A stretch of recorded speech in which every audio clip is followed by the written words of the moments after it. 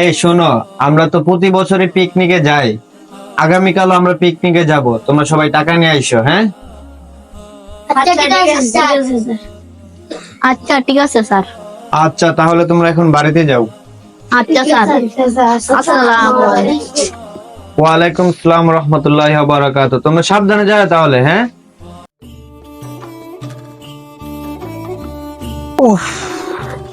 বাবা বাবা শুনেন, একটা কথা ছিল।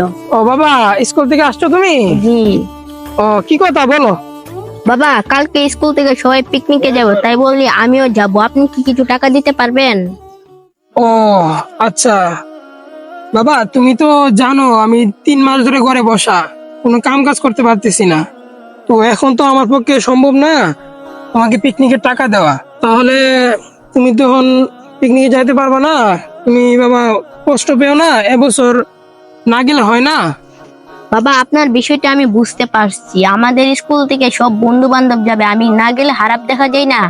আমার ব্যাংকে জমানো কিছু টাকা আছে, তাহলে আমি এই টাকা দিয়ে চলে যাই। ও আচ্ছা, সে কথা। আচ্ছা, এটা তো ভালো কথা। যদি তোমার কাছে জমানো টাকা থাকে তাহলে তুমি ওরা যাও, আমার কোনো আপত্তি নেই বা কোনো সমস্যা নেই।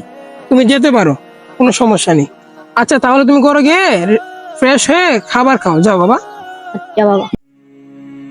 ভাইজান, ও ভাইজান, সবুজ ভাইজান। কে ডাকছেন? দাঁড়ান, আমি আসতেছি আসতেছি।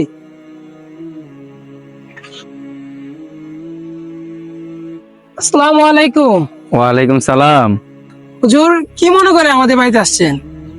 ভাইজান, আসছিলাম আমাদের মহল্লার পুরানো মসজিদটা ভাঙ্গা নতুন করবো আর কি, তাই কিছু টাকার জন্য আসছিলাম, যদি দিতে পারতেন অনেক ভালো হতো।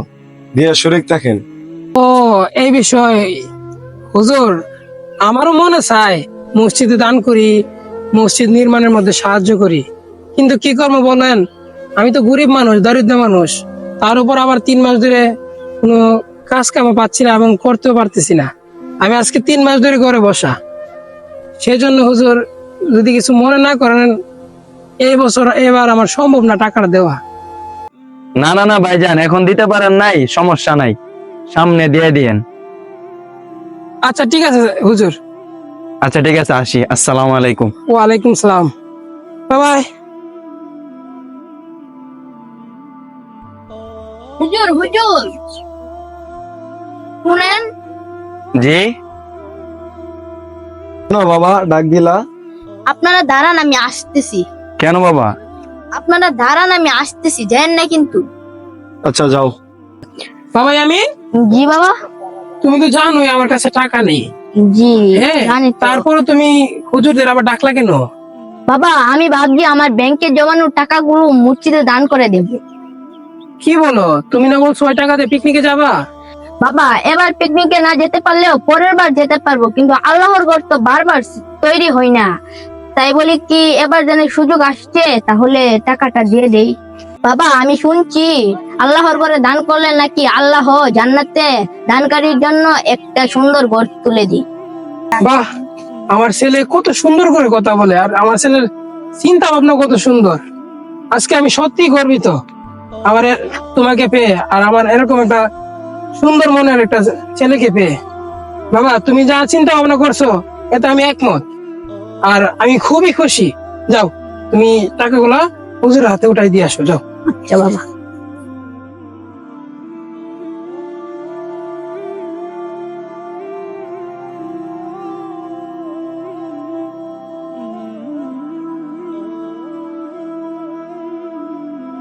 বাবা, আমি গেলাম।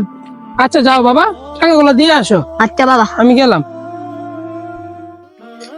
হুজুর নেন, এটার মধ্যে কিছু টাকা আছে, আপনি মসজিদের কাজে ব্যবহার করবেন।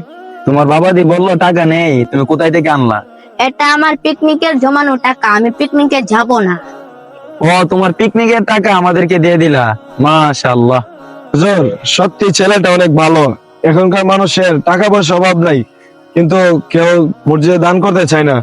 ও তো মানে ওর জমানো পিকনিকের টাকা, পিকনিকে যাইবো, পিকনিকের টাকাটা আমাদের কাছে দিয়ে দিয়েছে মসজিদে কাজে লাগানোর জন্য।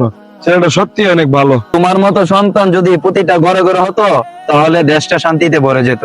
বাবা, তুমি বেঁচে থাকো, তুমি অনেক বড় হও, তোমার জন্য দোয়া করি। বাবা এটার মধ্যে কত টাকা আছে? হুজুর তা তো আমার জানা নেই। যদি জানা থাকতো তাহলে হিসাবের খাতার মধ্যে লিখতাম আর কি। হুজুর যে বিনা হিসাবে দান করে তার সাথে আবার কিসের হিসাব?